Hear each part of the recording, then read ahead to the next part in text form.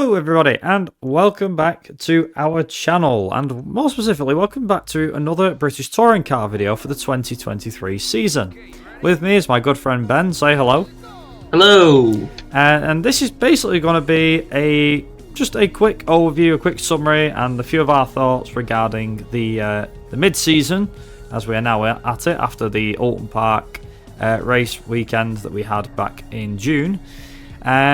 So first and foremost, Ben, let's start probably from the top. In terms of the first half, it has pretty much been dominated by Napa Racing. Now, we've seen Sutton win a good chunk of races. Dan Rowbottom's also won a few, as has Dan Camish. Now, in terms of the first half of the season, it's hard to think of any races that they put a foot wrong. But do you think the second half will be more of the same, or do you think it'll be different? It's hard to say, because the second half, I always think the tracks are a lot different than the first half. Like, you look at tracks like, let's say, like Croft, it's a different approach to something like Brands Hatch. So sometimes you find that you never know, like BMW could get their own thing together and Hill could get a good couple of wins. You know, anyone in the BMW camp for that matter. Someone like Ingram could do quite well on a couple of the tracks coming up as well. So far, if you go on what's happened already and just forget about the rest of the season, yeah, Napa's got it in the bag. But if you look at the other tracks, a lot of them are a bit different, apart from Croft. Then, I don't know, I could see someone like Ingram maybe trying to go for a last-minute fight. Well, I was actually going to ask you about this. So, judging by the fact that even though Ingram's barely won any races this year, I mean, he's only won, one in the first 15? But he's like within 6 points, I think it is, of Sutton. Yeah, he's kept up there on a lot of the races. Would he's you not say lost too much. The tracks in the second half of the season are more... Because, I mean, at Oulton Park, we saw Jake Hill get 2 wins out of 3, and Turkington drew it pretty much 3-0 to BMW. Yeah, exactly. And with Ingram taking a big step forward with closing in on Sutton for the fight in terms of the championship, do you think Oulton Park was the first time we'd actually seen not only Napa racing under fire, as in under threat, but do you also think that that's a good, I don't know how to say benchmark, but like a good omen going forward, do you think, to prove that, yeah, this is what the season actually will be like? It's going to be a lot closer and you might not know who's going to win. Yeah, exactly. Like, there's a good couple of ways where a lot of the teams here, I'm pretty sure they're not going to give up without a fight, and I bet you they must have some sort of plan in place, especially BMW with how they've changed recently. Like, you look at Oulton Park, it's a circuit where if you do well there, you usually don't do too bad at Croft. So BMW could have a plan there for, like, Croft in that scenario. Oh. And if they pull back enough, obviously then the rest of the season you could sort of take it weekend by weekend. Yeah, that's true. I was going to say as well, just to kind of like look at the independent side of things though. So we've obviously seen Bobby Thompson's won it a couple of times. Josh Cook has won it quite a few, as has Aidan Moffat. He's won it a few times. Who do you think has been the most impressive in this first half of the season?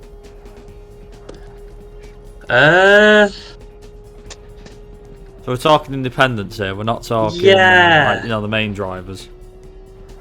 Definitely not Cook this year. It's not been his season. It's a hard one. I'd maybe say like someone like Andrew Watson. I don't know. Yeah, Andrew Watson, maybe someone like that. See, obviously Nick Hamilton did really well for one particular race, which was insane. Yeah. But then you can't look at him for the whole first half of the season because it's just one race.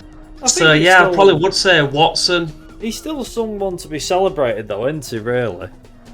Given the fact of that result. I mean, granted, you're right, it was like the first race meeting of the year, but it's still that's definitely a highlight of this first half of the season. That's for sure. That's probably one of the biggest highlights for me, and I think a lot of people, you could tell by how everybody was in the whole paddock, and as me and you know, everybody was in the circuit itself. The crowd was just screaming and going crazy at the fact that it was a very damp day, but we had brilliant racing which didn't dampen anyone's spirits. You just got your umbrella out of time, it got a bit awful.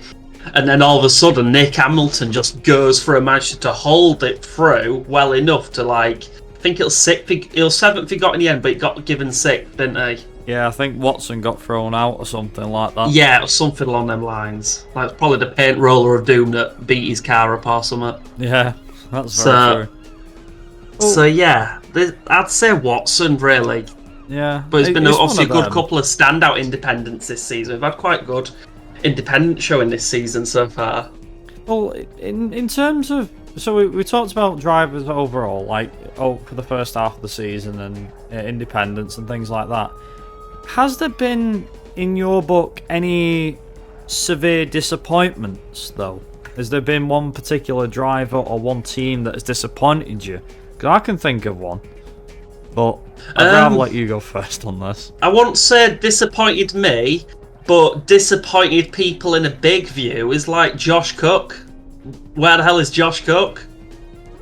He's normally in the title standing at this point in the season, and he's like normally near the top, if not usually like number 1. Like some of the tracks that he's meant to be king of, Thruxton, nothing. I'd say Josh Cook's a disappointment for me, just because I expected him to be fighting for it, because he's usually good first half of the season guy, and then he just drops off rapidly. Whereas this season, he's not even had a foot in the race as of yet. Oh, exactly. For me, it would be Team Hard, because they've got, 6 cars altogether? Yeah. Butel's at the back, Edwards is at the back, Hamilton's at the back.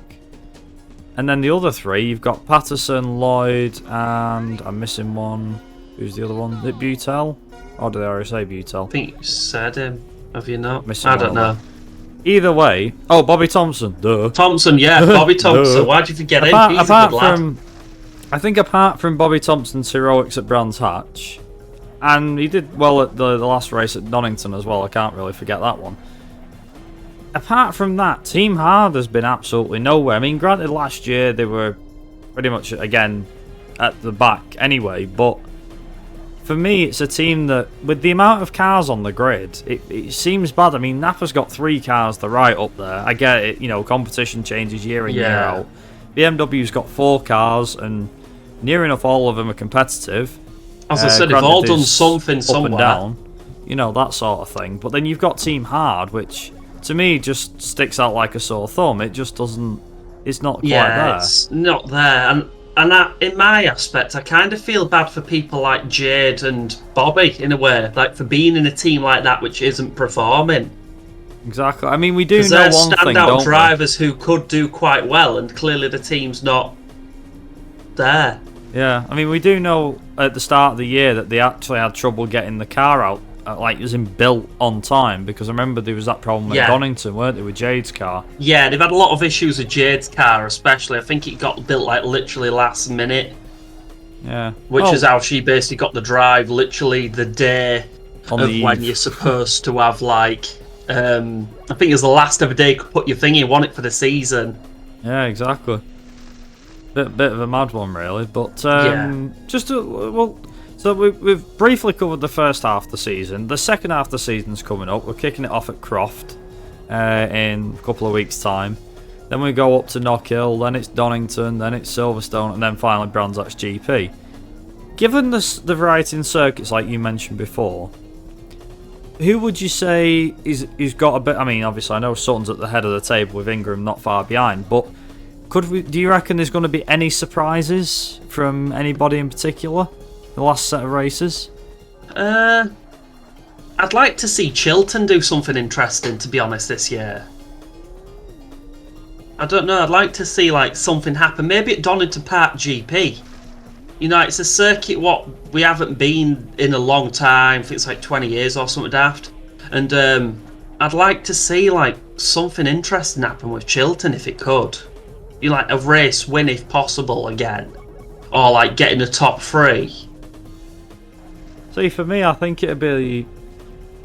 I mean, the Vauxhall lads have been on my radar since the day one, because personally, I think both Mikey Doble and Andrew Watson, not to discount Aaron Taylor-Smith, by the way, but them 2 in particular have really caught my attention this year, and I think there's going to be big things happening for them the second half of the season.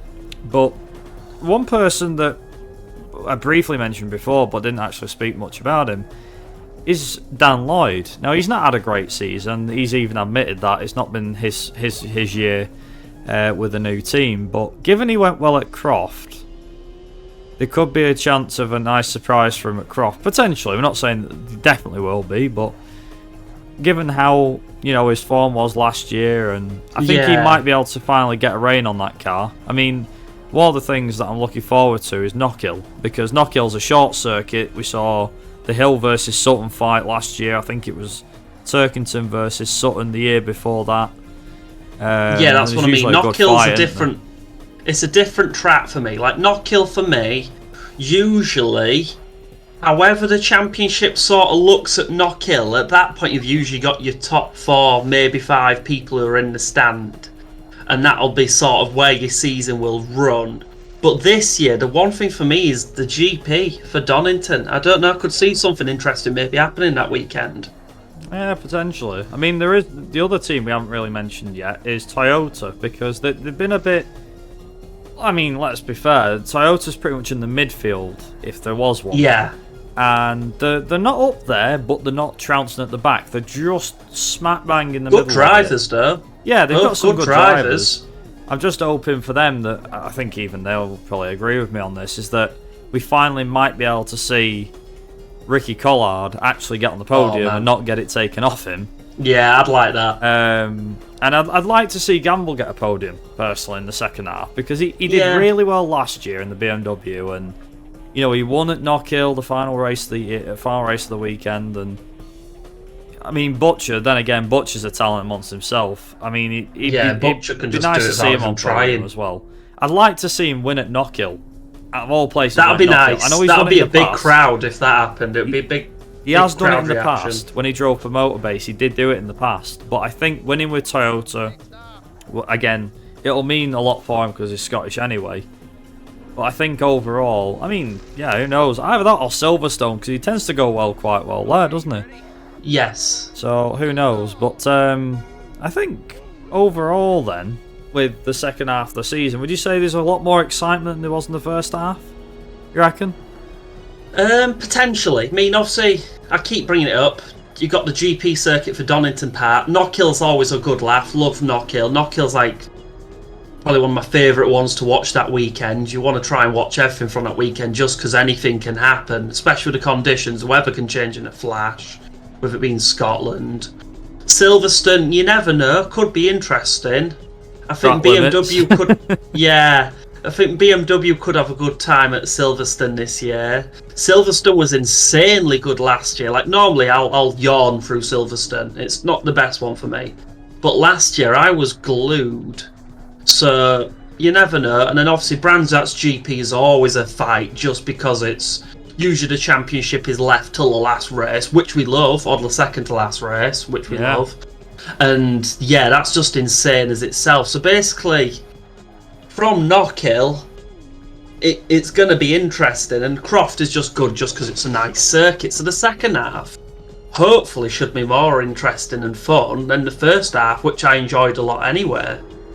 Yeah, I mean, for me personally, I think the second half of the season will be better than the first. I mean, don't get me wrong, as a Sutton fan, I've enjoyed seeing Sutton win, but at the same time, even I have to admit, the first half of this season hasn't been that good, bar Donington and Oulton Park. They were the only two weekends for me that stuck out. Like, Thruxton was, I hate to say it for anyone that is a Sutton fan like me, even I found it boring. Oulton Park at least was fun, because you didn't have...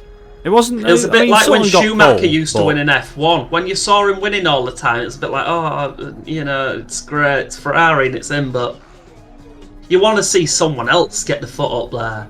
Yeah, exactly. Well, that's the thing, isn't it, with how it is with touring cars. But on that note, we are going to wrap this video up here from myself and from Ben, and hopefully our predictions of it being a more exciting season, the second half will come true. But from us, that is us talking about the mid-season point of the championship. Feel free to let us know in the comments what your thoughts on this first half of the season were and what your predictions are for the second half. Is there anything in particular that might shock us? Is there anything that might stand out? Will the champion still be? Well, at the moment it's looking like Ash Sutton and Napa Racing, but will it still be them, or will it be Ingram's Charge that will take the title, or even a surprise elsewhere from Hill or Turkington? Let us know in the comments. But on that note, we're going to wrap this video up here. Many thanks for your continued support for our race reviews. Stick around, as we will have another few videos coming out in due time alongside our usual race reviews. And on that note, thank you very much for watching. Thank you for listening as well. We will see you in around 2-3 weeks time for our next race review, when we return with the British Touring Cars at the Croft Circuit. So until then, thanks for watching, and of course, as always, ta-ra. Bye.